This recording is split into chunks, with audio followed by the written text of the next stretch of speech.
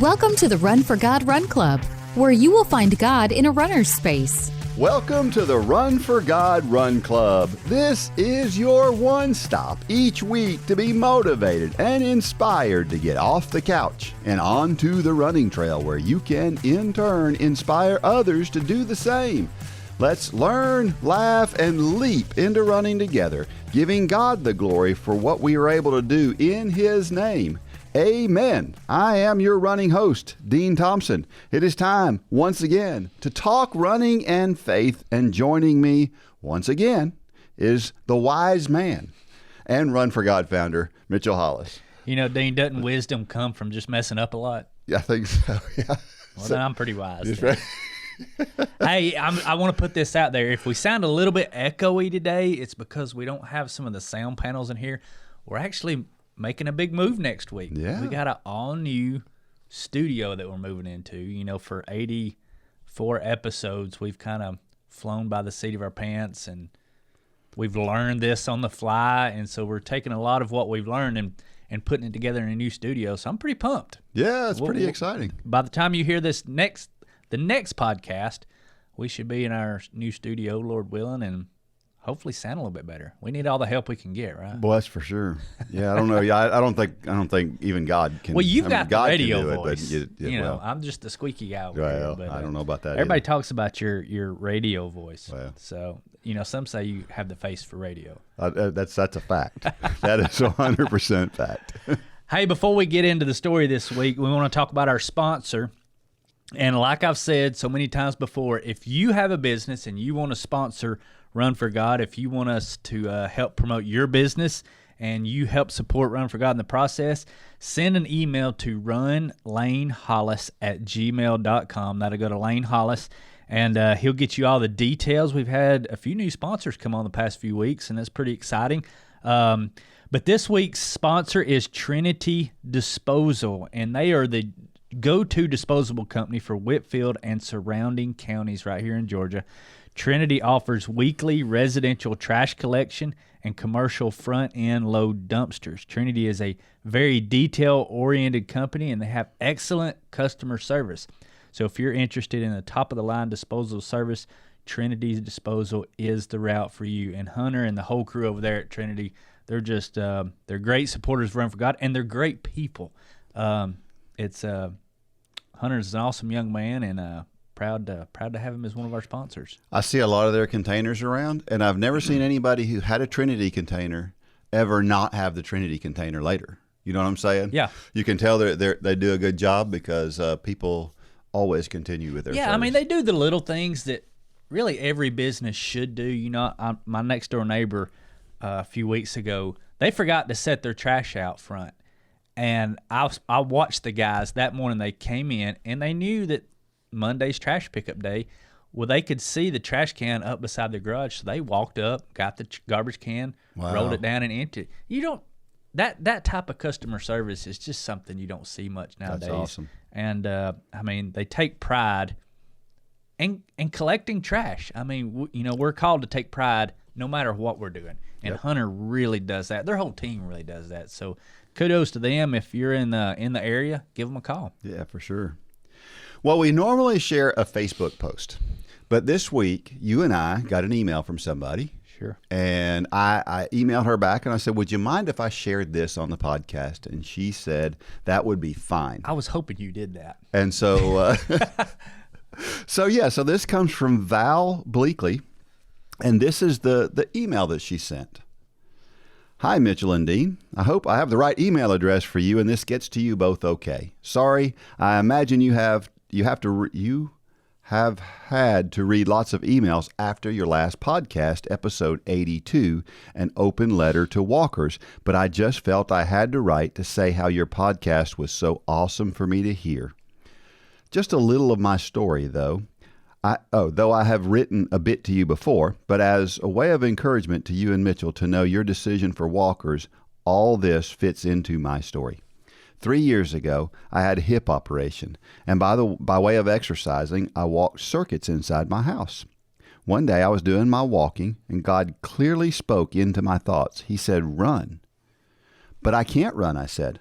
Again, the voice said, "Run." Well, okay, I said I'll try, and I did, and thought, brilliant. So I wasn't doing too much for the hip. I decided to alternate between running and walking. Sometime later, I became aware that our national health had a program called Couch to 5K. So I thought I'll have a go and see if I can follow that. A few weeks into the program, I felt I should try the schedule outside. I did, but ended up with pulled muscles in my left knee. That frustratingly meant no running or walking. A few months later, though, I felt inspired to begin the program again. One night, when I'd got to about week 2, I was praying, and out of the blue, God clearly spoke 3 words into my head. Run for God. I sat upright and thought, where did that come from? And what on earth is that about? But I liked the sound of it. A few days of thinking over those 3 words and what I was meant to do with them, the thought came to my head to do a Google search and see what would come up. I did, and, as you've guessed, up came your club. I thought, brilliant, but then found you were based in America. Undaunted, I searched for a club here in Northern Ireland, then the UK, but could find none. I thought, so what do I do now, Lord? Inspired, I decided to go ahead and join from a distance and was blown away when I saw your 5K course was exactly the same course as I had been following, except 2 weeks longer. Brilliant. I continued to practice in the house until the prompting that no one would see my shirt if I was to stay inside. So out I go again in my lovely T-shirt, only to be hit with the same knee problem. I came home devastated, and that feeling was compounded by finding that I really shouldn't be running with a hip replacement. So a lot of questioning to God. What's all this? It doesn't make sense. You said run for God, yet I can't. A couple of days later, inspired, I emailed Run for God to see if you had walkers, and was absolutely delighted to get a reply that you did and that I could follow the runner's course. On hearing that I was going to be just walking, my husband decided he would walk with me, but only if we walked outside. And we did. A great answer to prayer to have him accompany me on this journey. Great to be out walking, but just like you, I struggle with the whole concept of walking and not running, and walking while wearing a T-shirt that said run on it. So I very much echoed what you said in the podcast, Mitchell, about how you felt being a walker and not a runner. I had emailed you about the possibility of having the word walker added to the shirt, still having us as part of the club. I'd also mentioned how I felt that Run for God was going to be bigger and stretch further than it was. After all, here I am with God, placing your club in my mind, many, many miles away from home. So last night, when I got to see your podcast, I was totally blown away when you shared all your ideas and thoughts God has given you to include walkers. Suddenly, all I'd been questioning God about as to why on earth he had directed me to a running club all made sense. I had struggled with all the lovely, encouraging comments on Facebook for the runners, feeling that even though I was a part of the club, I didn't quite feel it with only being a walker. But I understood perfectly that I had come into a runner's space and was grateful and felt privileged being allowed to be in that space. Now, I will be able to feel I'm right where I believe God has directed me to. I hope you have been able to make sense of what I've written, as I just wanted to encourage you both in seeing how far God has taken your club and planted it in the mind of a wee 75-year-old away over here. I would love to be able to lead a class, but I'm not sure I could. I may take this opportunity to wish you both every blessing with this new venture for walkers, and may the Lord bless its increase way beyond what you imagine. After all, we're told in Ephesians 3:20 that he is able to do immeasurably more than all we can ask or ever imagine.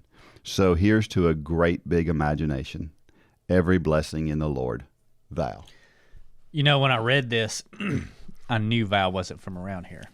As soon as I saw the word brilliant, Yep. I thought, she's from overseas somewhere. I would love to talk to Val because I love accents. It's kind of like talking to Molly on the phone. Yeah. Molly Wade. I love to hear those different accents, and Yep, they sure. love to make fun of mine. But yeah, I mean, Val is probably one of many emails that we got after that episode talking about introducing or opening the doors officially to walkers into the Run for God system, and I tend to agree with her. I think this is going to be. I don't think you and I can even imagine what this is going to do. That's my prayer. Yeah. And I feel like God is confirming that in more than one way with what's going on around here. But yeah, I mean, and I do remember Val's email. She was one of the ones that talked about the Walkers t-shirt. And I was like, nope, not going to do it. And it's funny how God changes your way of thinking. Yeah. So Val, if you're out there, yes, God speaks through people, and through your email was one of those seeds that was planted in our heads that we needed to change things up around here. So kudos to you. I mean, we would never know it if we didn't hear it. So we do cherish feedback from everybody out there listening. For sure. It makes me think about the old marketing idea that you have to hear something. What's it, 7 times? 6 times. In 6 order, impressions. In order for it to be imprinted on your mind. And so you heard it way more than 6 times. But it was just a repetition. 6 times is an average. Yeah, we started to see when people are pig-headed, it takes way more than 6 times. And I am that. So at least that's what my wife tells me. So so it got through, and I'm excited. I'm loving walking, even though I've been off for a week. I got this horrendous, and this may be TMI on the podcast here, I got this blister on the bottom of my foot. I wore some old shoes. I was walking on a trail, and it was kind of wet, so you go to your old shoes. Yeah. And I got this gnarly blister on the bottom of my foot, so it's healed up. I think I'm going to be back at it today. Yeah. But I'm enjoying it. Yeah, that's awesome. We talked about, too, one thing we talked about, I think we talked about last time, we talked about Todd's story. Mm-hmm. Don't forget November 17th that you can find that. It'll be coming online. I'm not sure exactly how we'll find it, but we'll send something out and let folks know. We also had a trivia question from last week. And so let's talk about that trivia question. What is VO2 max, and why is it important to being able to run faster? Nice, good general fitness question. Certainly something that's important. I'm actually reading a book right now that talks about breathing and how you can increase your VO2 max based on your breathing. I'm a little skeptical, but I'm going to read it anyway. You skeptical? You know how? Really? Yeah. Imagine that. So VO2 max is basically the maximum rate of oxygen your body is able to use during exercise. So how much oxygen can I take in, use, and then exhale is basically what VO2 max is. And, when you breathe in oxygen, your lungs absorb it and turn it into energy called ATP. If you've watched our Thursday night sessions, we've talked real specifically about how muscles work, and you realize that ATP is incredibly important for your muscles to work. Well, it's not just, it's essential. Your muscles can't work without ATP, so you have to have it. And then ATP also releases carbon dioxide that's created during that process when you exhale. And of course, the greater the VO2 max, the more oxygen that your body can consume, and then the more effectively your body can use that oxygen throughout your body and all the different muscles in your body to generate the maximum amount of ATP, which will make more of your muscles fire and be able to either continue going longer or to produce more power in the short run. So it's particularly important with aerobic fitness, because as you breathe, we talked about on that Thursday night, we talked about how there's different energy systems, and some of them are very short-lived and take a lot of time to replenish the ATP. But the aerobic system is designed to replenish ATP at the same rate, the rate that it needs, or a greater rate than it needs to keep your pace going.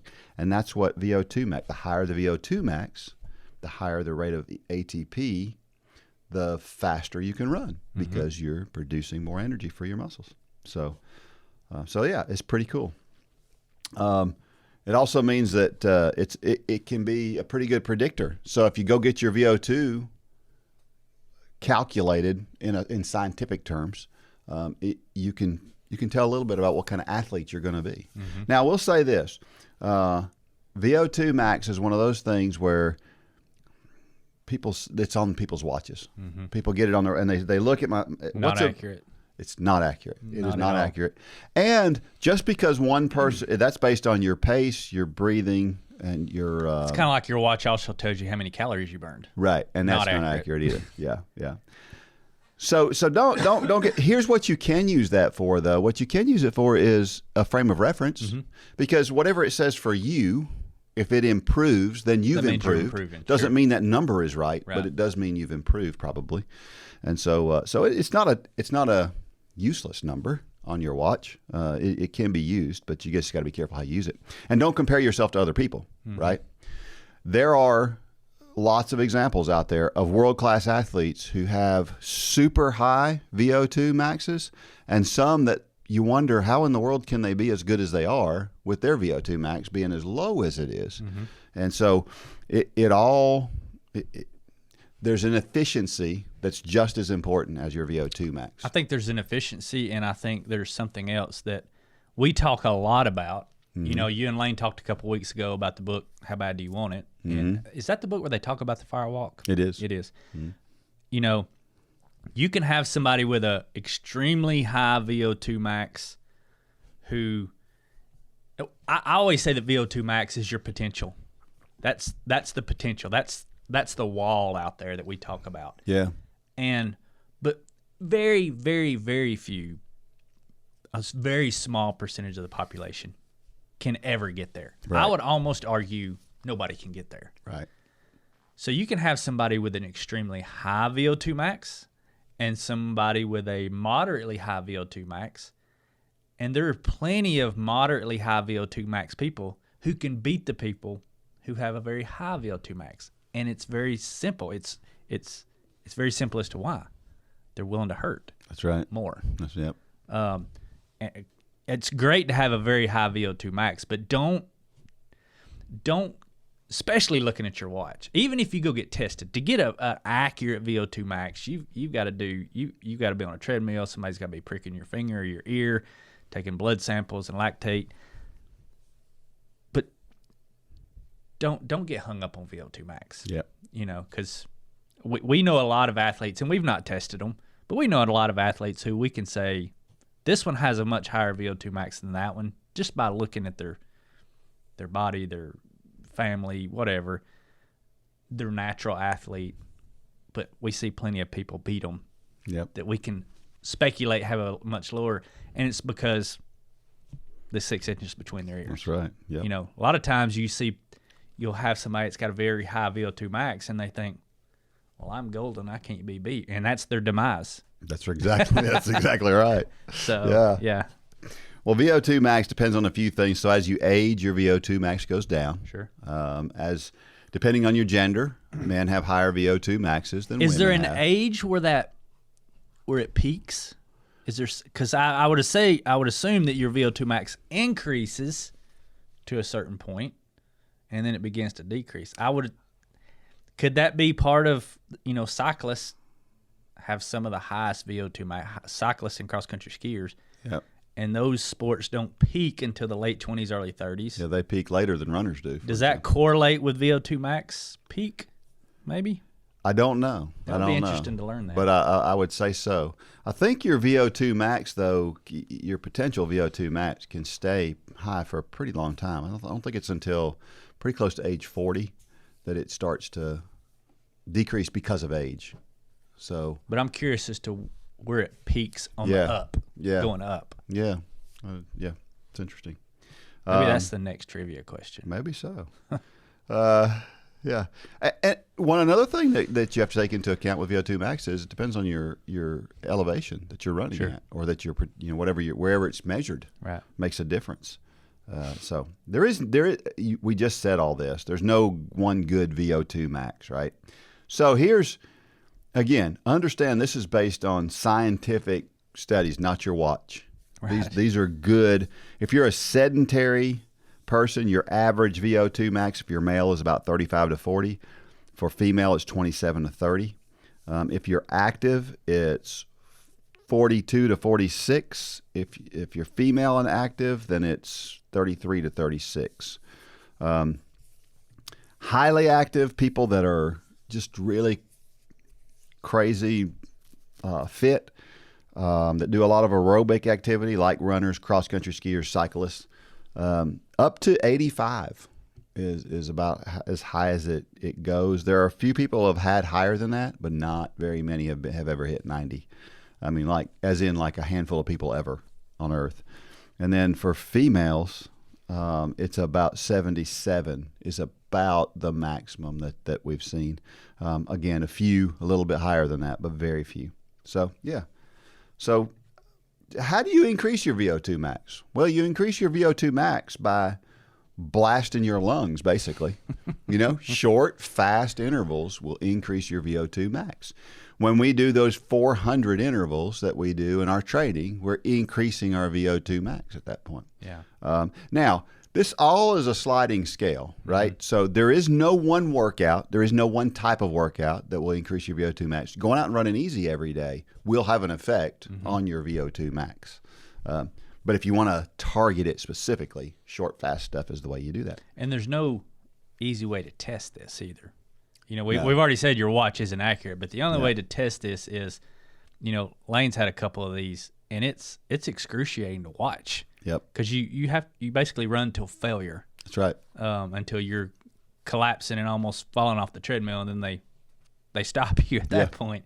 And you got all these apparatuses. You got a breathing respirator. I don't know what it is, but it's measuring the oxygen and then CO2. They're pricking. One time they pricked his finger, and one time they were pricking his ear. Yeah. But it's kind of cumbersome he did it one time on the bike and one time on the treadmill, and it doesn't look fun at all. I've never done it, but I've seen it. But of course, he thinks it's like the coolest thing in the world. Of course, yeah. So here's one of the coolest things about VO2 max that's interesting and why you should be a runner. Because if you're a runner, you will increase your VO2 max as a runner, right? And so having a higher VO2 max will help you live longer. Sure. Studies are conclusive, and we know that. And so if you're not out there pounding the pavement all the time, well, you need to be. Because a lot of people are like, I don't have time. Well, you know what? If you'll create time to do activities that increase your VO2 max, you'll have a lot more time on the back end, right? Yeah. It's like people who start their 401k savings when they're young. Yeah. They don't have to save a lot to have a big nest egg at the end. If you'll get yourself in good shape, well, then you're going to have a better back end. And even for the walkers out there, it's anything you're doing that gets your heart rate up and your breathing labored, which you can. If you're walking with us right now, you should be doing that. You should be walking at a pace that gets your breathing labored. That works too. Absolutely. Anything that makes you breathe hard is good for sure. Yep. And it's more than just running. Just your quality of life is better. Just think about things like walking upstairs. We've all seen that person who walks up the stairs, they get to the top and they have to rest. Yeah. Right? Runners in general don't have to rest at the top of the stairs. Bounce up the stairs, yeah. That's right. Yep. So anyway, that's VO2 max. Interesting, right? Yeah. All right. So we've got this challenge coming up, or the challenge is ongoing. Yes. The Coaching the Marathon Challenge. So we've been talking about this on here. And I want to kind of dispel some things that I'm hearing, some things that we're seeing. Some people are struggling with this idea. They've taught the 5K challenge before. Maybe they've taught the half marathon challenge. It's 12 weeks and they're done. The marathon challenge is a year, and we've got some who are struggling with this. So let me talk to you. If you're out there and you're really struggling with this, let me ask you a few questions. Number one, do you go to church? If the answer is yes, then you've already got part of it you're already doing. Number two, do you already run several times a week or walk? Most of us out there, we already do this. I want to say don't pressure yourself to be perfect in this process. Some people think they got to have this class. They stress over the schedule and the magnitude of this. But just meet up, watch a video, and go for a run. Mm-hmm. It really is that simple. We've got all new material coming out starting in January from our brand new studio. we're trying to take on a lot of the heavy lifting for you because it is a pretty big commitment. We're trying to make it to where you're just inviting people in to do what you're already doing. You know, we've taken care of the registration. You know, used to coaches had to handle all that stuff. Now all you do now is just simply tell your potential students, go to runforgod.com and get signed up for Run Club. In the end, we're just trying to make things simple. We've taken all the thinking out of the process, and next year we just want this to simply be a group of friends who meet up each week to talk Jesus, learn running, and walk or run together. From all over the world. All over the world, but I want you, I know what some of the type A's out there are thinking, because I'm that person. You're thinking, oh, I gotta schedule this out. I've got to have all the material lined up. I got to have everything just perfect. No, this can be done in your house. Pull up a laptop, watch the video, sit around. Maybe it's after one of your runs and you're sitting around drinking your chocolate milk and you're talking about what's on the video. It really can be that simple. Don't make this into something that it doesn't need to be. Now, for all those out there, like the Bens and the Mollys and these people who have these humongous classes who just excel and can teach circles around you or I, that's great. But don't let the expectation of that derail you from taking on this experience. Absolutely. Because it's going to change your life. It's going to change those lives of the people who are in this. Will you have people who drop out? Yes. Don't focus on numbers. That's right. Don't focus on the schedule. Don't focus on all the things that the devil wants to distract you from what this can and will be. I remember having a class where we had 3 graduates, and they were awesome. Yeah. It was awesome. And you probably still talk to those people today. 100%. Yeah. 100%. Here's the other thing about this that I don't even know if you've even thought about this, but here's how easy this is. Because I know, here's my problem, is we just had a race, and we had a timing company come out. They messed up the results. Surprise, surprise. And we had to go back and fix all that stuff, right? Well, here's the thing about Run Club. If you're teaching the Couch to Marathon program, if you're taking up this challenge, you don't have to go back and do anything, because all they have to do is log into their Run Club account and watch the video that everybody else just got through watching. Yeah, it's that simple. You don't even have to follow up. All you got to do is say, "Hey, here's a link to the video." Maybe if you want to go that far. Yeah. Right. So it's simple. Yeah, and we send out the emails. Yep. Every week they're going to get the emails. Y'all can watch it together. You can watch it separate and talk about it together. You can structure this however you want. But don't get bogged down in the details. And that sounds so foreign for me to say that. Yeah. Because I'm a details person. Yes, you are. But rest assured, you've got me working out all the details for you. So you'll be good. You'll get an email on Sunday night with the video and the instructions on what to do. That's all you need. Yep. That's all you need is a computer and an hour to sit down with your group and watch the video, listen to me and Dean banter back and forth, and then talk about it, because it's going to lead to some pretty incredible conversations. Now, before we go to break, this is the last week to get your marathon gear. So I don't have the marathon shirt on today, but if you want the Couch to Marathon gear that everybody's been screaming for, this is only the 3rd time we've opened this up. You have to be a Run Club member, log into Run Club, click on the store tab, and get your Run Club gear by Sunday night. Sunday night, that store will close. Monday, we'll print everything and ship it out. And it's good stuff. Yeah. The sweatshirts are awesome. I love the hoodies. It's getting that time of year where I'm going to be probably from this podcast now through April, you'll see me with a hoodie on, because I love these hoodies. You'll have on a hoodie, and I'll have on a quarter zip. That's just the way. That's our winter wardrobe. Yeah. Yep.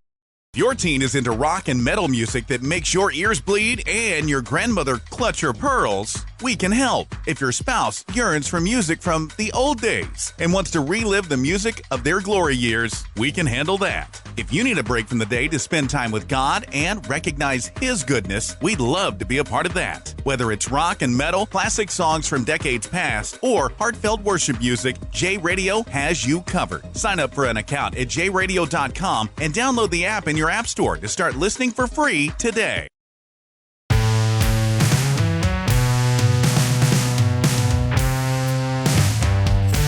All right, have you checked out J Radio yet? If you haven't, well, what are you waiting for? Go check out J Radio. They're great sponsors of ours. They support us. This podcast wouldn't be possible without them. Mm-hmm. So thank you to those guys over at J Radio, and go support J Radio. Don't forget that if you have questions, you can send them to me at dean@runforgod.com. Now, let me qualify this. Sometimes I'll answer an email like within 5 minutes that you send it. And then sometimes I'll answer that email within 5 days of when you send it. It just depends on what else is going on. Yeah. There's a couple in my box right now that are more than a day old that I need to get to. And I apologize for that, but I promise you, you're not bothering me. Send those questions. I love to answer them, and I love to think about them, and they help kind of us get the pulse of the club and kind of know where people are and what people are thinking, and so they're very helpful. So send those questions if you've got questions about how to modify what you're doing, or you've got an issue that you're wondering about. Just ask questions. It's all good. And then we're gonna share somebody's story here in just a minute. And as usual, you can go to runforgod.com and you can share your story. Let me park here for just a second. Yeah. From this point forward, we're going to require that everybody go through runforgod.com to share their story with you. And there's a very specific reason for this. We're going to be sharing that probably next week. But starting this week, if you send a story to Dean, he's going to email you back and send you a link and ask you to submit that through the website. We've got some pretty exciting news about these devotions and what this has turned into through the years. We really can't share any more than that, but it's coming. It's humongous. It's coming. And it's just another one of those light posts that God has lit up, and quite literally. Yeah. And so we'll be sharing that probably on this podcast next week, but just know that we do need you to go to runforgod.com going forward to share your story through the share your story link on there. And it kind of makes everything official, and you'll understand next week, but some big things coming. Yeah, nice stuff. All right, how about a nice, open, honest story? We like open and honesty, right? This one comes from Kelly Grimes from Hickson, Tennessee, and she titles her story, "It's More Than Crossing a Finish Line, It's Finishing the Race." I started running using the Couch to 5K app on my iPhone. My best friend and her sister and I all decided we would give this a chance. We didn't think we could run, and believe me, day one was a challenge, but we were faithful and we completed the training. I wanted to run a 5K, but was very nervous. I wasn't a fast runner. Actually, my son could walk beside me while I ran, but I still wanted to enter a 5K. I found the Run for God program in an online search. When I saw that name, I began to just weep. See, the whole running thing started because my ex-husband left me for another woman after 15 years of marriage. In the cycle of grief I experienced, I believed the lies Satan had placed in my head, that he had left me because I was fat or not pretty. I believed this lie, and I thought maybe if I could be thin, maybe he'd come back to me. I never missed my night of running. I ran, I ate healthy, and I lost 47 pounds. But to me, Run for God and completing my first 5K wasn't about crossing any finish line. It was a race between the Lord and me. It was me saying, Lord, life is hard, and I never thought I'd be where I am today, and I'm scared stiff of the future and raising my son all alone. But Lord, I'll finish strong for you. I will finish this race of life. I won't quit. I'll finish, Lord.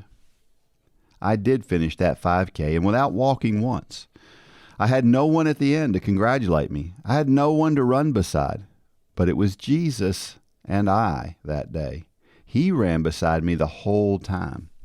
When I finished, he picked me up in his arms and he said, "Good job, baby girl. I'm so proud of you.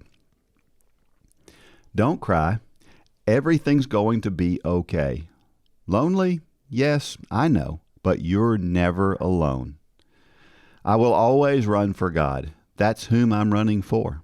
My race isn't over yet, but I'm going to keep on training and keep my eyes on him." She mentions in here, at the beginning that she's not fast. We hear from these people all the time, don't we? Oh, I'm not very fast. People have to qualify their statements, and it doesn't Where does that come from? I've never understood why people will quantify their speed before making the statement, "I'm a runner." Yeah, I don't know. I don't get that. It's kind of like the people who say, "I got third in my age group, but there was only 3 people." Yeah. Well, if I got third in my age group, you're never going to know how many people were in my age group. I may have got third and there was only 2 people in it, but you're never going to know that. So I don't know if that's a lack of confidence. Yeah. Where that stems from, but I never have liked when I hear people say that because, and I think you're going to talk about this a little bit later, but be confident. Yeah. If you're a walker, be confident in saying you're a walker. This is something. This has come out of me in the past year. Be confident in that wherever God has you, you should be absolutely confident in making the statement, "This is where God's got me." The evil one will throw those. I'm convinced that is. That's where it comes from. It's doubt. Yeah. It's fear. Is where that stems from. Yeah, and it's clear that at the time that she sat down and wrote this, it's clear that she felt like she was following God's plan for her life, right? So if you're following God's plan for your life, why in the world would you need to qualify anything, right? For sure. And I think that's why this is why Run for God works. Training for an endurance event, walking or running, has got to be one of the most similar things we can do to our walk with Christ. Yeah. I'm convinced of that. There are ups and downs. There are heartaches and headaches. There are days when we just want to give up. There are days when we feel like we're on top of the world. Mm-hmm. And I can say that, and you can interchange your faith walk and your running or walking journey. They're interchangeable. I saw this post. I wanted to share this. I know we've already shared a Facebook post, but this one just really stuck. You might have saw it. It's from Mary Priolo. Mm-hmm. And you can interchange running or life here. But it says, if you quit now, you'll end up right back where you first began. And when you first began, you were desperate to be where you are now. Right now. Keep going. That's awesome. So sometimes you got to look back to see how far you've come. That's the point of this. That's why I'm so big on having those goals on your mirror or somewhere where you see them every day, because it will take you back to where you began, and you can almost you never should lose that sense of feeling on where you started, how desperate you were to make that change. Put in your faith walk here. Yeah. When you found God and you accepted him as your Lord and Savior, put yourself back in that moment. That, I think for anybody, that is an intense moment. Yeah. Put yourself back in the day you decided to start running. Something drove you to that. Yeah. I don't think anybody just says, "Oh, I'm just going to start running." Yeah. There's something that drives us to that point, and we need to hold on to whatever that. Not that we need to hold on to the pain, but we need to have that seared in our memory, because that's what keeps driving us forward. I love this post for that reason. Yeah, it's really, really good. Really good. Scripture, Psalm 138:8. The Lord will perfect that which concerns me. Your mercy, O Lord, endures forever. Do not forsake the works of your hands.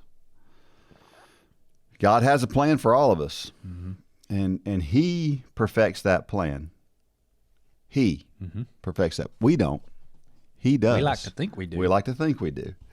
The plan can only be perfect if we're following His promptings.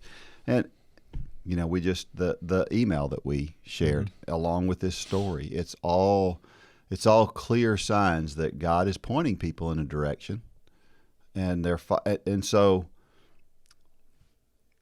if a plan doesn't come together, it's not God's fault, right? But sometimes I don't know. Following God's plan for our life is the key to having great outcomes. And sometimes, even when we follow that plan, He wants us to go through. We talked about Todd's story last week, right? And how tough Todd's story was. Mm-hmm. And all the things he had taught. Todd, I'm convinced Todd was doing God's will the whole time, even when he was going through those tough times. But in the end, my goodness, the story is unbelievable because he had a plan for it all. But if you're out there and you're wondering how do I know God's plan? How do I know? You've got to stop. Yeah. Wait, this has been on my heart for a while now. You've got to stop sometimes and listen. Because the story, she made the comment, she Googled Run for God and she began to weep. I wonder how long God had been prompting her to do that. Yeah.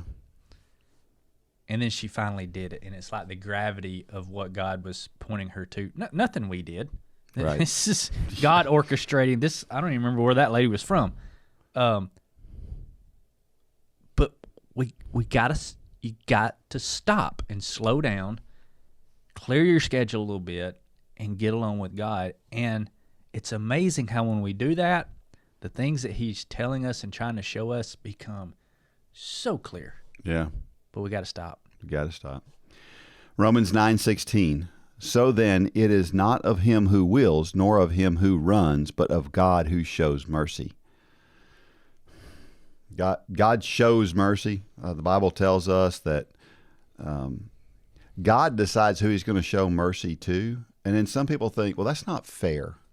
I've heard people say, well, people who are non-Christians are like, well, this God that you've got, you got, why are people suffering and some people aren't? And by definition, the word mercy is not treating people fairly, right? Mercy means you're getting something you don't deserve. Sure. And so the whole idea of mercy is to show kindness to somebody who doesn't deserve it.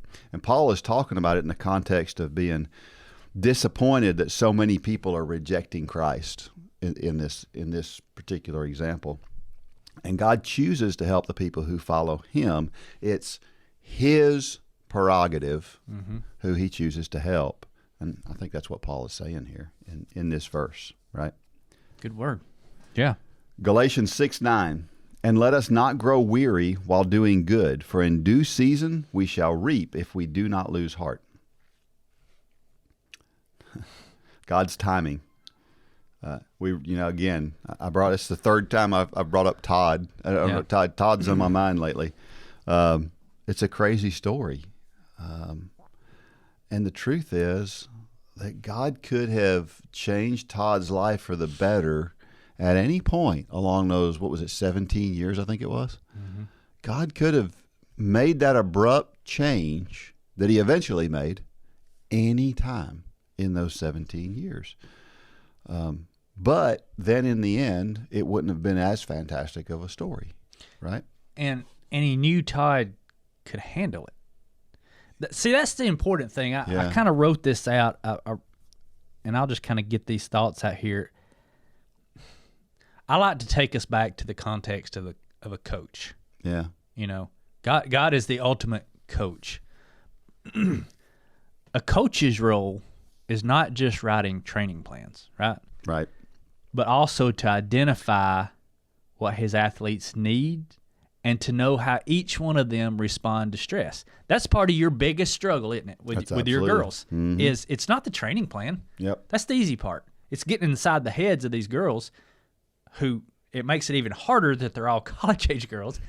and they got all kind of things going on, but it's figuring out how each one of them respond to stress, because each one of them responds to it differently. Because we know that stress in the world of running produces a faster, better runner. And it's the coach's goal to know how much stress to apply to each runner, in turn making them faster, but not breaking them, right? That's exactly right. You're always trying to get to that edge. You're trying to push them to that edge. So some athletes need more stress when things get tough. And I'm not saying stress in the way we use stress. I'm saying physical stress. Trials, yeah. So some athletes need more stress when things get tough because they respond well to it and it makes them better. But you have some that need grace and mercy when things get hard, and showing that grace and mercy will make them work harder the next day. That's right. Some athletes, they're just wired different. That's right. So this is the job of the coach, and no one who knows how this process really works questions that. Nobody who really knows how coaching works questions your motives, right? Right. Now, you have some that have no idea, and those are the ones always throwing rocks and things like that. But how many times do we question God when things get hard? We know that he understands our character just like a good coach knows his athletes. So maybe the next time God hands us a tough day, that we just need to think back to how much stronger that last hard workout made us, and simply say, thanks, God. Yeah. I mean, because we talk about this a lot. We get it. We get it on the sports side. Yeah. But we so easily forget when life gets hard, we start saying, why, God, why? But I've had coaches before, and when they handed me something hard, I got it. I knew they know that I can handle this. Yeah. Sometimes I kind of questioned it, but I trusted them because of the track record. Right. A good coach has a track record, and you build that trust so that you will do that hard thing. And that's exactly how we're supposed to look at God. Yep. Can we trust God? More than any coach on earth. 100%. So when life comes at us, we need to look at it like God's handing us this workout. Yeah. Because I know this workout's going to make me better. Why can't we look at it that way? We should. We should. You're absolutely right. That's a good word for sure. A question: what do all runners want to do in a race? Win. Yeah, just being honest. Yeah. Well, if I go to the Boston Marathon, I'd love to win it. Or finish. Yeah. Or finish. Win or finish. Or maybe here lately, it's just I want to finish. Yeah. Well, everybody has a different goal, right? Because there's a lot of in between goals. Win is relative. I mean, win for you looks different than a win for me. Yeah, you're not going to win the Boston Marathon, but to run a PR, to run the best you've ever run there, that's a win. That's a win for sure, and that's kind of the point. I remember running a race in Chattanooga one time, and I began to suffer really bad in the middle of this race. I still don't, to this day. I don't know what happened. And it would have been really easy for me to just drop out and say, you know what, this isn't working today. I'm not going to finish where I normally finish. But I needed to finish. I needed to get to that finish line anyway and persevere. And I think with the scriptures that we just talked about, I think that's important sometimes. Is even when she asked the question, what do all runners want to do in a race? Well, even when what you want to do turns out to be not the thing you can do, because I wanted to run much faster than I ran that day, you fall back on a secondary. That wasn't God's plan for me to run fast that day. That was Dean's plan to run fast that day. It wasn't God's plan. And we just can't give up. And I think that's where society today, we literally applaud people today for giving up. Yeah, we've talked about this on here before. I don't applaud them. No. But I guess my way of thinking is, because you finished, because you could have given up, because you didn't finish where everybody who knows Dean could have finished, but yet you finished, what does that say about you? It speaks magnitude to your character and what you stand for. Yeah. But I do not like when people walk off the course. Nope. For what? I mean, if you've got a broke leg, okay. If it's something like that, but just because you're not going to finish where I don't care if you've got the Olympics coming up. You signed up for the race. Yeah. Finish it no matter what. Yep. I mean, we've talked about the stories of the people who have done that and how they've just won the hearts of people because they finished. Yeah. And they could have dropped out, and society would have said, it's okay if you drop out. You've got the Olympics coming up, or you've got whatever coming up. I don't think we should be, at any level, people should be dropping out. Yeah, I think you're right. And again, we've made it easy because, again, not only do we, and I don't want to get political or anything, but we had the recent thing with the tennis player who didn't want to do press conferences, and she decided she wasn't going to do press conferences anymore. And that's part of the job. Mm-hmm. Is it hard? Man, I'm sure it is. And for certain personalities, it's crazy hard. Yeah. But in the context of dropping out of a race, what did that do for you? It makes you a stronger runner. We've been talking this whole podcast about how trials, setbacks, disappointments make us better. They're good for us. Yeah, they're actually good for us. Yep. When we're telling our kids, your football's too hard this season, just quit. No. Yep. No. Yeah. We need to finish what we start. Yep. And then if at the end of that thing you decide, well, I don't want to try that again, well then fine. But finish that thing. Right. Exactly. So yeah, that's kind of your point. Of course, I have dropped out of races, but it's because I couldn't get to the finish line. Sure. There was a recent marathon that I didn't finish. I had a hamstring issue, and I tried to keep going, and then I tried to rest for a second and then keep going. And then when my runner came through, I tried to run with her, and there was not going to be any of that. Yeah. But anyway, that's my first thought, though, is I got to try to finish, right? God wants things to be hard sometimes. And I think that he wants us to face that moment of, should I quit? Mm-hmm.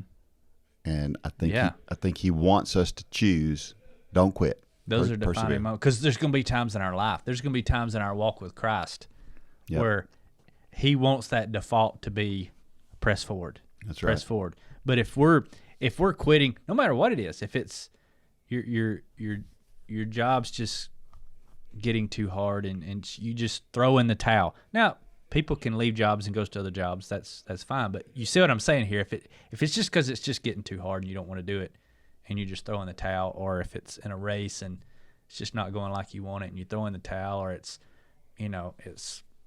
whatever it is. If our default is to always mail it in, then guess what's going to happen when we're confronted with something that it has to do with our walk with Christ? Yep. We're going to be a habit.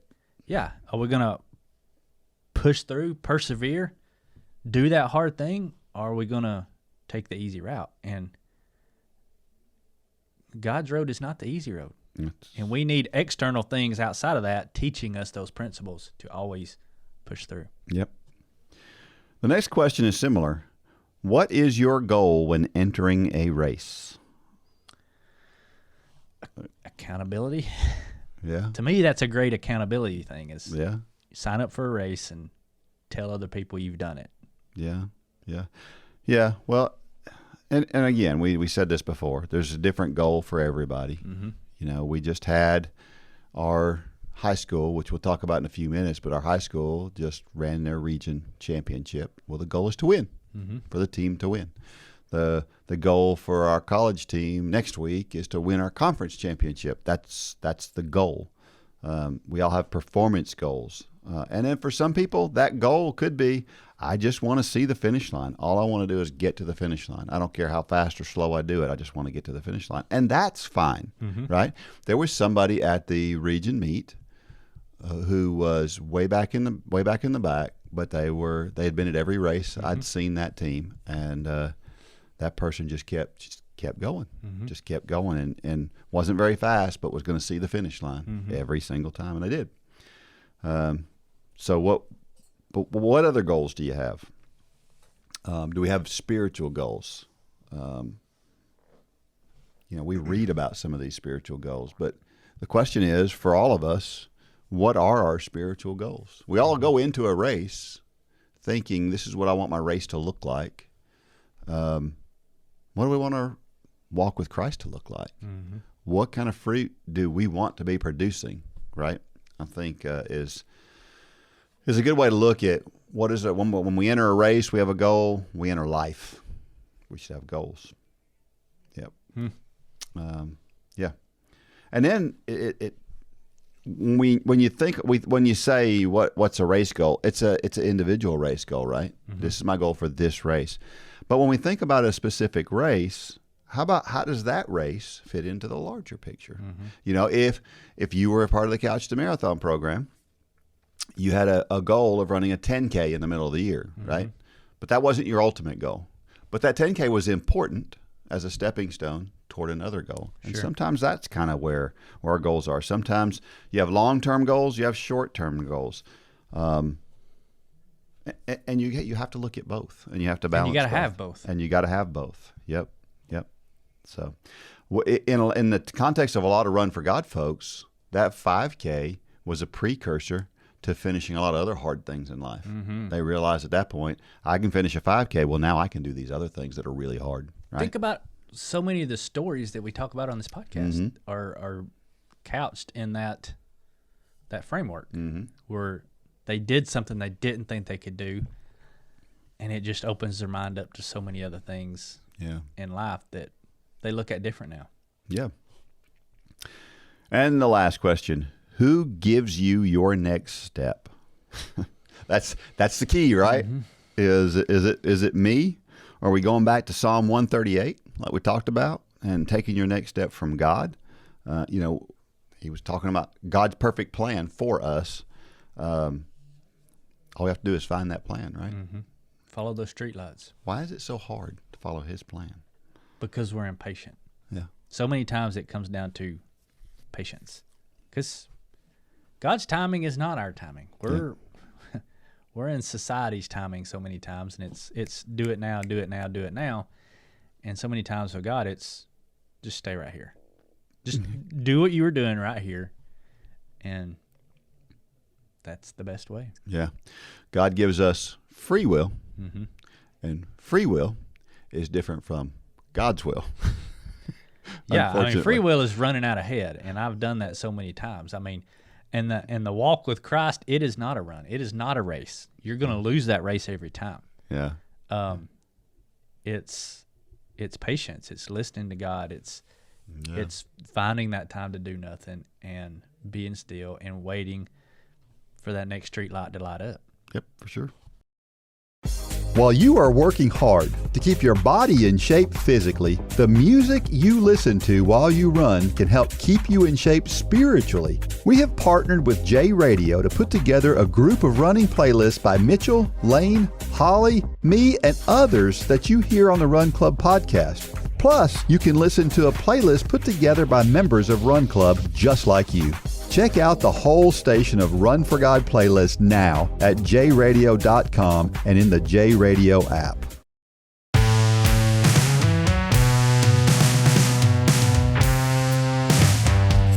All right, we are back, and I saw a very interesting question. Every once in a while, I peruse the message boards on Let's Run. That can be a petri dish for a lot of garbage. I can only imagine. But it can be there can be some interesting things posed there. And so somebody posed this question. They said, could somebody run a 10.5 100 meters and a 13.30 5K?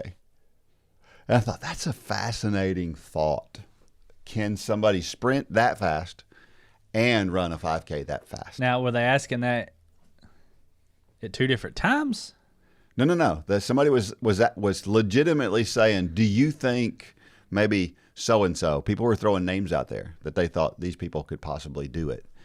So like run a 10.5 first 100 of a 13:35? No, run a 10.5 100 meters all out. So could that same person do both of those things? Yes. Not necessarily at the same time. That's right. Yep. I mean, I don't think people have an appreciation of how fast 10.5 is, for one thing. Or 13:30. 13:30 doesn't sound well. I guess they're pretty similar. They're pretty similar. That would be incredible range. I think some of these 800-meter runners, I think, were probably the closest to it. I know Alan Webb They talked a lot about how fast he could sprint, but I don't think he could run 10.5. Maybe 10.8. He could obviously he could run a 13:35K, but anyway, that was an interesting thought. Some people, even several of them, went back to old 800-meter runners, and they talked about Seb Coe. That wouldn't surprise me if Seb Coe could probably get close to it, but I don't know. It's hard for me to even imagine that. Yeah. All right. It's time for Dean's Thoughts. That's a time when I share something that I've written about the intersection between running and faith. As Christians, we all know that all have sinned and fall short of the glory of God. Well, there's something else we all have in common, and we'll talk about it in this story called The Basket Case Theory. Famous cartoonist Scott Adams proposes something called the basket case theory. He describes what happens when we meet someone for the first time. We often look at that person and think, wow, that person has it all together. We compare ourselves to them and think, man, I'm so weird compared to them. We are enamored with them and we yearn to have our lives look like theirs. Then we get to know them. After a few weeks, you notice a flaw. It's not a big deal, but it's definitely a flaw. Another 2 weeks go by, and now you're seeing the real person behind what they choose to show people, right? There are many of those recently detected flaws. In the end, you realize that everyone is a basket case in some way, hence the name, the basket case theory. We talk a lot about how social media only shows what others want us to see. We know it because we only show them what we want them to see. We certainly have to be careful not to feel pressured to emulate the highlight reels of others because it can never end well. It's the same way with elite runners. If you're a slower runner, you probably think that running is easy for the elites, but it's not. Some of us will even watch recorded workouts and marvel at how well they execute those workouts. We think, why can't I have workouts like that? Then they interview the athlete after the workout and they tell us, I felt great today. And we think, why don't I ever feel great during a workout? Even if you don't watch videos like these, you watch the fast people at local road races and you marvel at how easy they make it look. You watch them warm up at a pace that's faster than your race pace and wonder, what am I doing wrong? Shouldn't I be able to do that too? You think, it must be nice for running to be so easy. But the truth is that every runner has good days and bad days. Do you think an elite runner would post his bad workout on YouTube? Of course not. We don't see the ugly workout. They have those days too. Maybe you think, yeah, but they don't have the fears I have. They don't know what it's like to worry about possibly finishing last in a race. Well, you're right. They probably don't. But they have other fears that most of us don't have. Maybe they're trying to make a living running. Can you imagine having every race analyzed under a microscope? How would that feel? The bottom line is that, like the basket case theory says, we all have doubts and fears, and none of us is perfect. We all have flaws, and we all struggle with something mentally. You're not in the minority on the struggle bus. We all ride it from time to time. Romans 3:23 is the first step down the Roman road. For all have sinned and come short of the glory of God. It's pretty simple. It doesn't say most of us have sinned. It says all have sinned. We're all basket cases. We may look at others and think they have things together, but they're basket cases too, in God's eyes. But here's what God says about us in 2 Peter 2:9. But you are a chosen race, a royal priesthood, a holy nation, a people for his possession, so that you may proclaim the praises of the one who called you out of darkness into his marvelous light. Don't compare yourselves to others. Compare yourself to what you did yesterday. And certainly don't compare your life with anyone else. God has a specific purpose for your life. You can't fulfill that purpose by trying to emulate what others are doing. You're unique. The truth is that we're all basket cases, but we're all also precious in his sight. Isn't that an awesome thought? That's a good story, Dean. We're all basket cases. Yes. Yes, we are. I talk with just average runners, right? Mm-hmm. And they look at me like I have this special thing in me because I can run fast. And they think, man, it would be awesome. But you know what? That same person, a lot of them, can probably remember somebody's name. And I can't. I was listening to this. What is it you say all the time? God gave me running to be good at. Most people, he gave them something useful. Yeah. But it's true. I mean, Listen, last night, Debbie and I were talking. And we were talking, she was asking some questions about some of the specific ladies on the cross country team.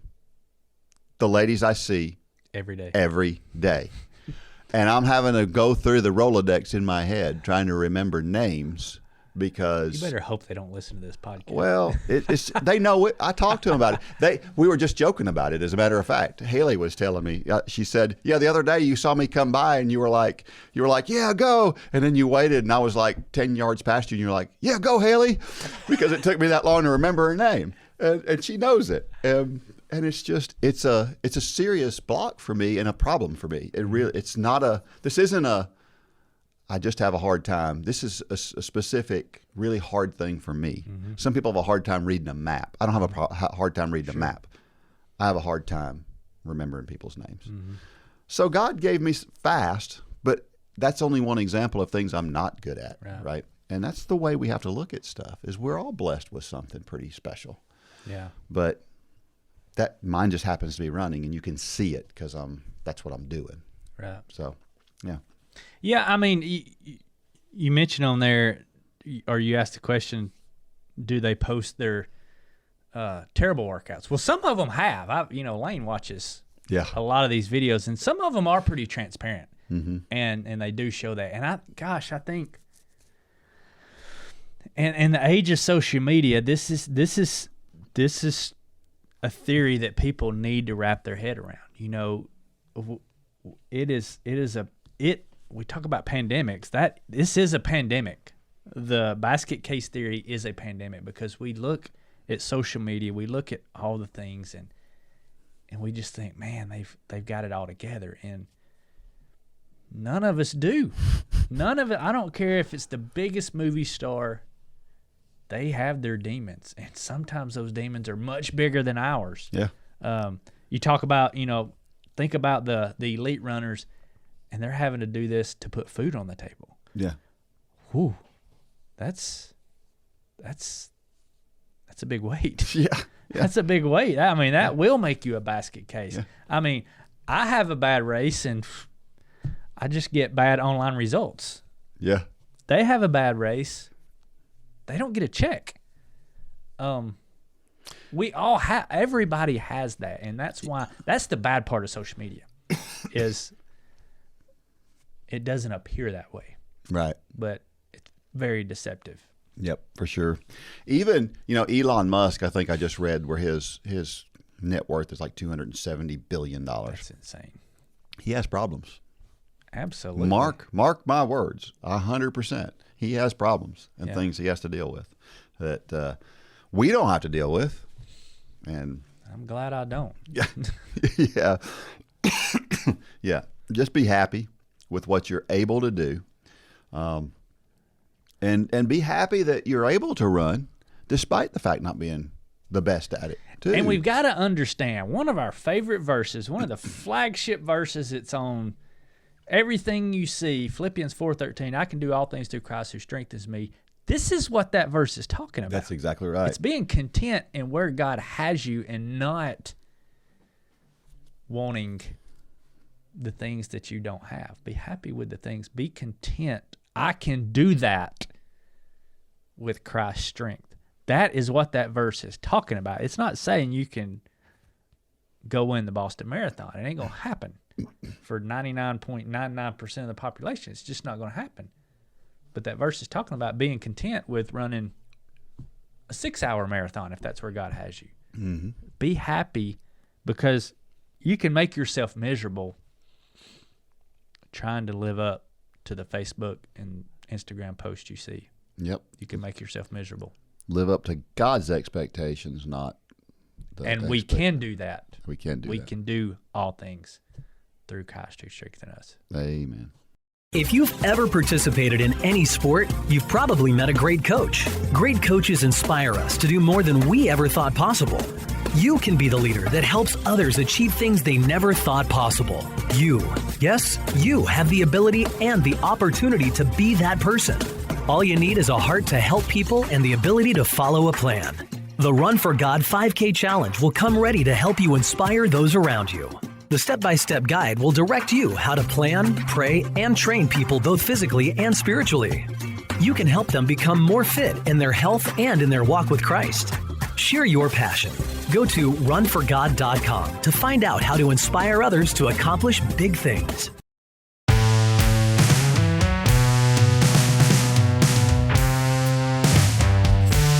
All right, so we're back, and we're gonna plug this one more time because it'll be the last time before it actually goes off sale. But the marathon gear is out for all Run Club members until this Sunday night. Sunday night at midnight, it will close, and it'll be the last time you have a chance to order it for this year. So if you want the marathon gear, we actually have a bundle. We've got the hat, the hoodie, and the T-shirt.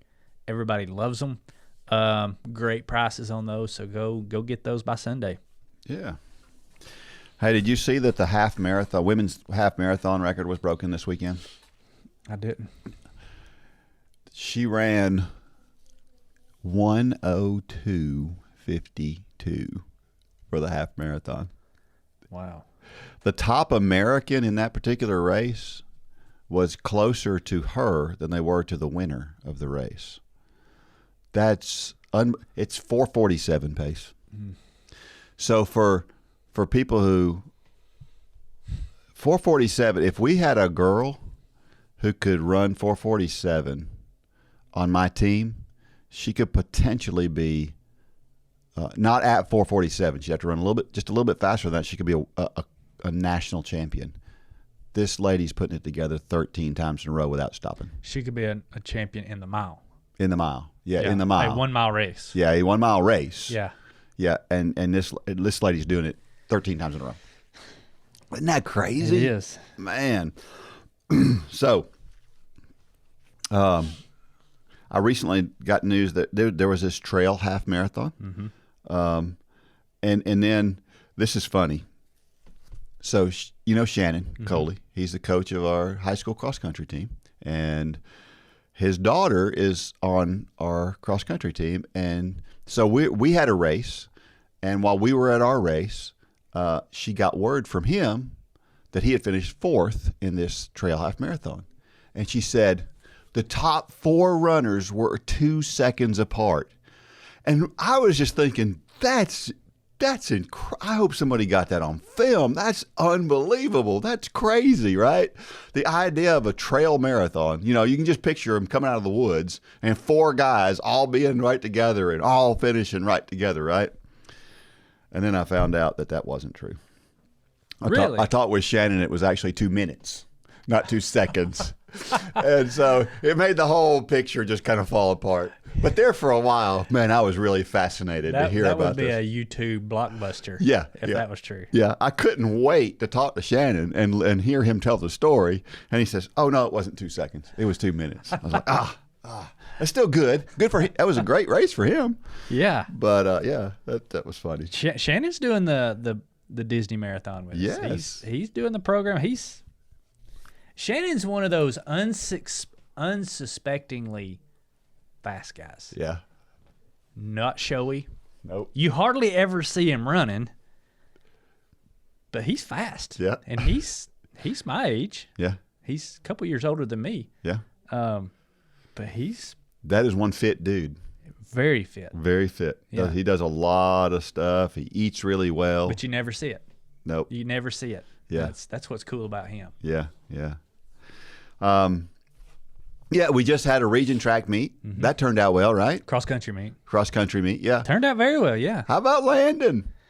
Landon just came out of nowhere, didn't he? Yeah. I mean, Landon is my youngest son, who's the woodworker, hunter, builder, historically not the fan of running, and just out of the blue this year said, I'm going to run cross country. And did okay during the year. Yeah. And he dropped below 20 a few weeks ago. But I told him the other night, I said, you've got another minute in you. And he was like, there ain't no way. Well, the region meet, he shaved off 50 seconds. Yeah. And won 6th in the region. Yeah. 2nd on the team. And just, I honestly did not see that coming. I knew he could. I thought a minute may be a stretch. I told him a minute. But it's amazing because you had told him the same thing. Yep. Yep. And he believed it. Yeah. And it's powerful what can happen when you believe what you're saying or what other people are telling you. Now, I'll tell you this. I'll say this. For all of you out there listening, one of the things that Landon did was he made up his mind during the summer, I'm going to run cross country. And then he was 100% faithful to get those workouts in, to get those runs in, and to do everything he could do. He really did a good job. He was very consistent. Yeah. And in the end, may not, during the season he was getting better and better, but in the end, it really, really paid off. All of those miles were worth it. And then we had a young lady, Kennedy. Oh, yeah. I remember 2 years ago we were doing a workout with the high school team, and she came up to me, she said, because, we had Kaylee and Ella, and we had some really fast girls at that time, and she came up to me. She's kind of tall. She's knees and elbows, very slender young girl. And she just said, I'm very soft-spoken. I just don't see how they do that.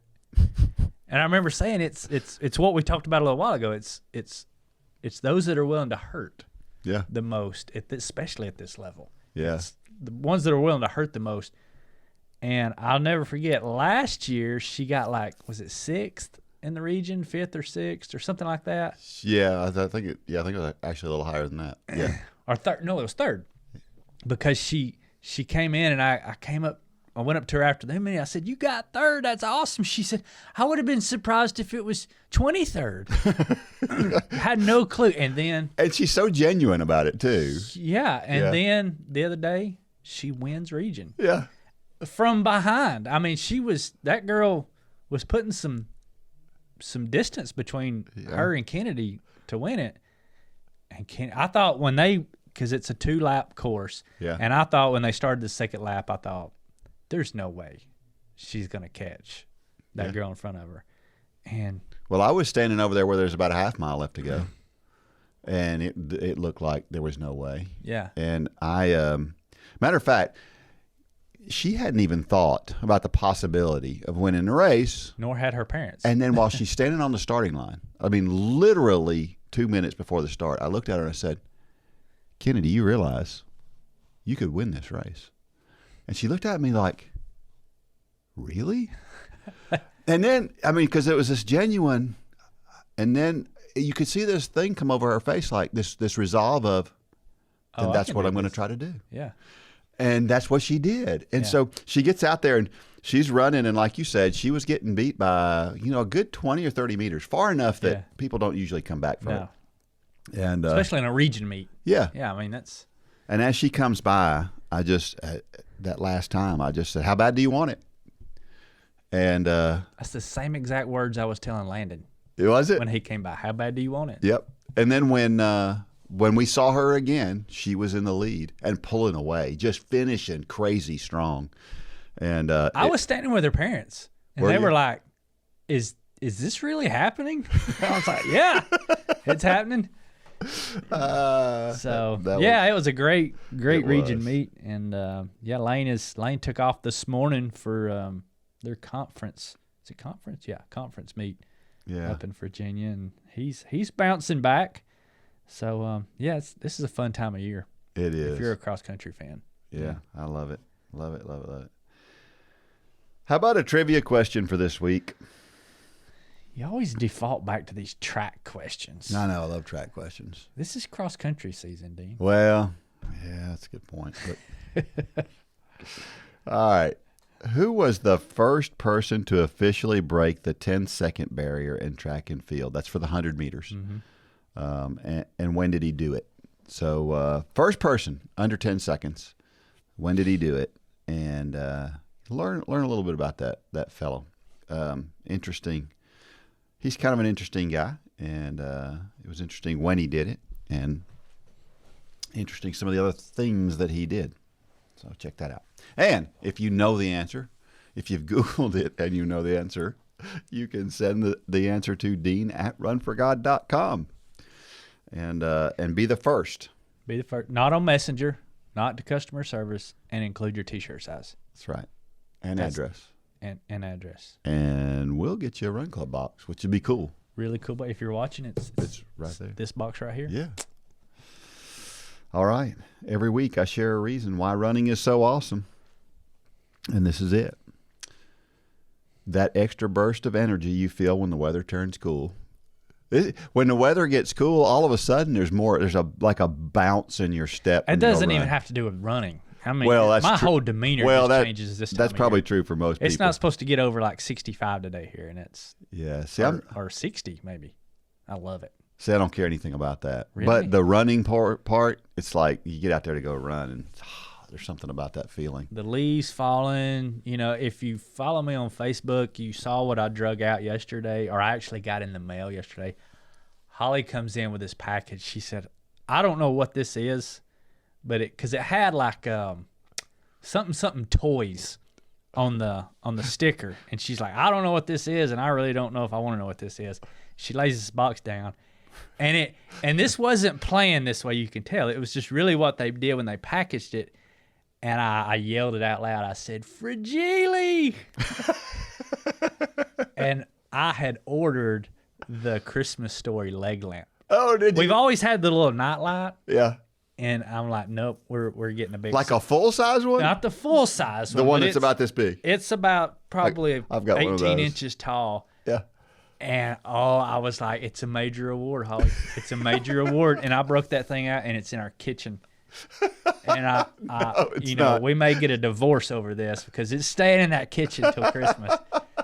So that was my first Christmas decoration out. Oh. And, good stuff. And my neighbor, Dean, he just inherited his father's full-size leg lamp, and he claims he's going to put it in the the window in the front of their house, and they may be in a divorce before it's over with because Alyssa said, no way. So let me tell you a quick story about the leg lamp. So the first time I had an opportunity to get the leg lamp, I was running this race. You know the race, the Wauhatchie Trail Run. Oh, yeah. And the way this race runs is you run the race, and when you finish, everybody, as part of their entry fee, brings some kind of running thing or some kind of a trinket.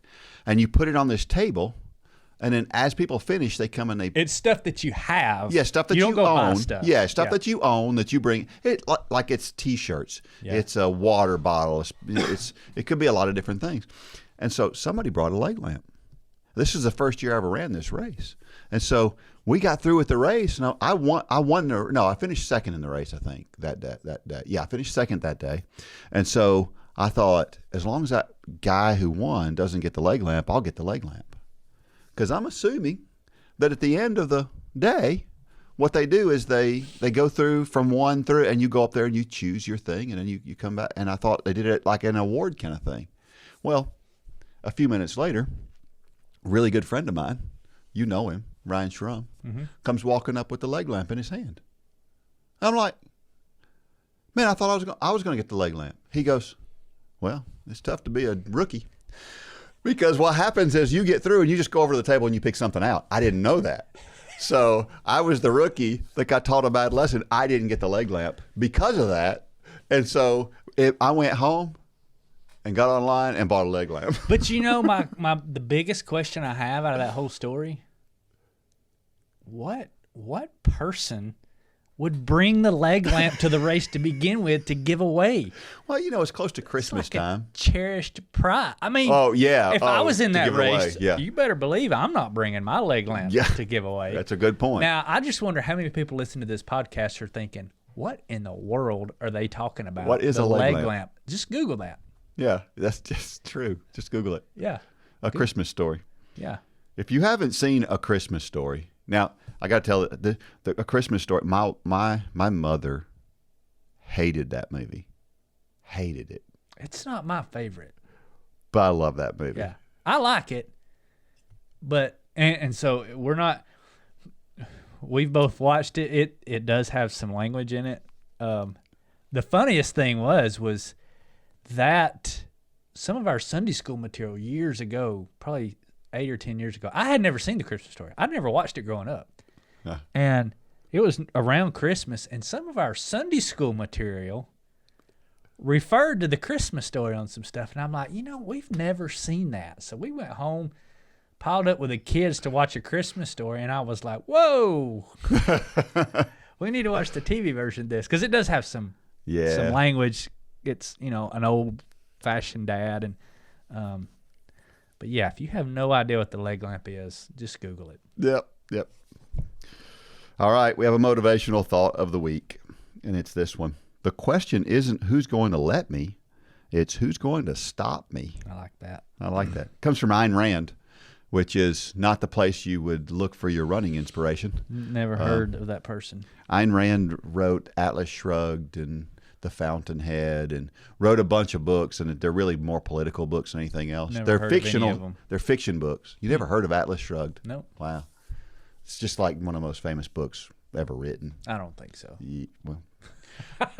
Google it. Google it. The Google will tell us. All right, everyone, you're doing great. Keep up the training, walking, running.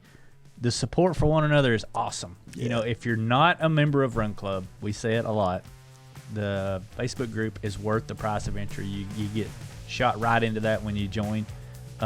All kind of cool stuff coming up. All new material coming for next year. Yeah. All new studio coming next week. Got a lot of cool things happening. Maybe a big announcement next week for something that's going on here. So, God's doing some pretty cool things around here. I'm excited. I am too. We want you to join us for the ride. So, head on over to runforgod.com and join us. For sure. Now may God bless every step of every run. Go out there and shine your light. Good job, Dean.